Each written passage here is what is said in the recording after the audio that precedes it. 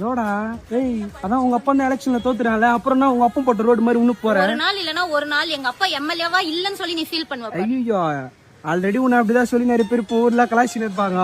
நான் இது 10க்கு இன்னொரு என்ன வர வாங்கி கட்டிக்கிறேன்.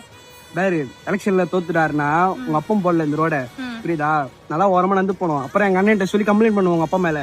உங்க அண்ணன் கிட்ட நீ கம்ப்ளைண்ட் பண்ணா முதல்ல உனத தூக்கி வைப்பாங்க. என்னையா தூக்கி கேட்க போறாங்க எங்க அண்ணன். நான் சொல்றேன்னா இந்த மாதிரி நான் அந்த பொண்ணிட்ட சொன்னா நான் ஓரமா நடந்து போனேன். எப்ப பார்த்தாலும் நடு ரோட்ல நடந்து போகுது. நான் வந்து ஏத்தனா என் வண்டி தான் நான் சேதாரம், அந்த பொண்ணுக்கு ஒரு சேதாரம் கூட கிடையாதுன்னா நான் இப்படியே சொன்னேன் பாருயா. ஏத்தனா என் வண்டி தான் உடையும், அதனாலதான் நான் சொல்றேன் பாரு. என்னடா உனக்கு வேணும்?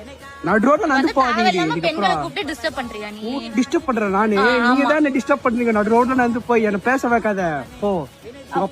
நீ பண்ணிட்டு இருக்க ரோட்ல போற பொண்ணுங்க கிட்ட வந்து கொஞ்ச நேரம் நீ ஜாலியா பேசலாம்னு சொல்லிட்டு இந்த மாதிரி வந்து புடிச்சு வச்சு பேச. ஆமா நம்ம பேரு நயன்தாரா விட்டு ஜாலியா பேசுறாங்க.